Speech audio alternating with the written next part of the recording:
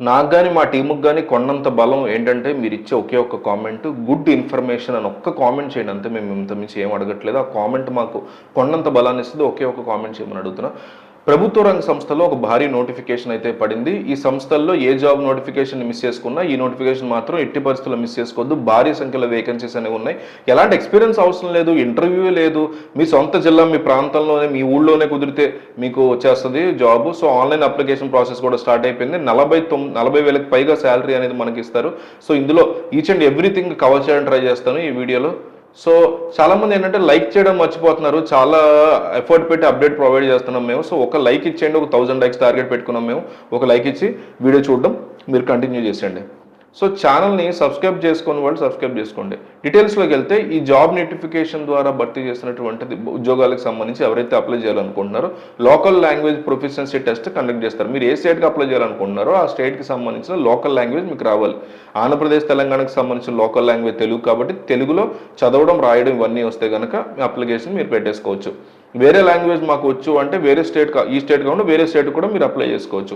Selection ప్రాసెస్లో భాగంగా local language వస్తుందా రాదా అని చెప్పి ప్రొఫిషియన్సీ టెస్ట్ కండక్ట్ చేస్తారు.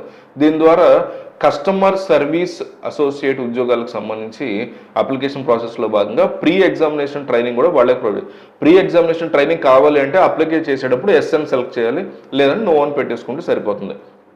సో ఎస్ సెలెక్ట్ చేస్తే pay accommodation, free accommodation training ఇవన్నీ కూడా ఇస్తారు. అన్ని క్యాస్టుల వాళ్ళకు ఉంది, ఓసీ వాళ్ళకి తప్ప అందరూ కూడా ఆన్లైన్ విధానంలో ప్రీ ఎగ్జామినేషన్ ట్రైనింగ్ మీరు అటెండ్ అవ్వచ్చు. అంటే ఇంటర్వ్యూస్ అయితే ఏముండవు. ఇంటర్వ్యూస్కి సంబంధించిన ప్రాసెస్లోనే రిజెక్ట్ అవుతూ ఉంటారు. ఈ ఉద్యోగాలకు ఇంటర్వ్యూ అయితే ఉండదు. ప్రిలిమినరీ ఎగ్జామ్ ఒకటి కండక్ట్ చేస్తారు, ఆబ్జెక్టివ్ రూపంలో ఉంటుంది. ఇందులో English language, numerical ability, regional ability వీటిలోంచి వస్తే టోటల్గా 100 క్వశ్చన్స్ అడుగుతారు. 100 మార్క్స్ ఉంటాయి. 1 అవర్ ఎగ్జామ్ ఉంటుంది. సెక్షనల్ ఎగ్జామ్ అనేది ఉంటుంది.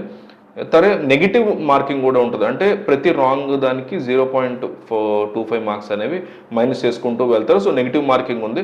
మెయిన్ ఎగ్జామినేషన్ వచ్చేసి ఆబ్జెక్టివ్ విధానం ఉంటుంది. ప్రిలిమ్స్ ఎవరైతే క్వాలిఫై అవుతారో వాళ్ళకి మాత్రమే మెయిన్ ఎగ్జామ్ కండక్ట్ చేస్తారు. మెయిన్ ఎగ్జామ్ అనేది గత సంవత్సరం నోటిఫికేషన్తో కంపేర్ చేస్తే కొన్ని మార్పులు చేస్తారు. కంప్యూటర్ యాప్టిట్యూడ్ అనేది ఉండేది. ఆ టాపిక్ని కంప్లీట్గా రిమూవ్ చేసేసారు. General, financial awareness, regional ability వీటి మీద ఎగ్జామ్ అనేది ఉంటుంది. టోటల్గా 150 క్వశ్చన్స్ ఉంటాయి. 200 దీనికి సంబంధించి మార్క్స్ ఉంటాయి. 120 నిమిషాలు, 2 గంటల వరకు ఇస్తారు. ఇది మెయిన్ ఎగ్జామ్. ఇంతకు ముందు చెప్పింది ప్రిలిమ్స్. తెలుగు లాంగ్వేజ్లో కూడా మీకు క్వశ్చన్స్ అనేవి వస్తాయి. అప్లికేషన్లో పెట్టేటప్పుడు తెలుగు లాంగ్వేజ్లో నాకు కావాలని పెడితే చాలు. ఎగ్జామినేషన్ సెంటర్స్ వచ్చేసి ఆంధ్రప్రదేశ్ వాళ్ళకి తెలంగాణలోనే ఆ ఎగ్జామ్ సెంటర్స్ అనేవి ఉంటాయి. ఎగ్జామినేషన్ లాంగ్వేజ్ యాక్చువల్గా ఇంగ్లీష్, హిందీ, తెలుగు లాంగ్వేజ్లో మీ క్వశ్చన్స్ అనేవి డిస్ప్లే అవుతుంది. డైరెక్ట్గా మీరు ఆన్సర్స్ పెట్టేస్తే సరిపోతుంది. ఆబ్జెక్టివ్ విధానంలో ఉంటుంది, డిస్క్రిప్టివ్ విధానం కూడా లేదు. కాబట్టి చాలా మంచి విధానం, చాలా మంచి పర్మనెంట్ బ్యాంక్ జాబ్ అనేది మీకు అప్లై చేసుకునేటువంటి ఆపర్చునిటీ కింద మనం చెప్పుకోవచ్చు. సో మిస్ అవ్వకుండా అప్లై చేసుకోండి.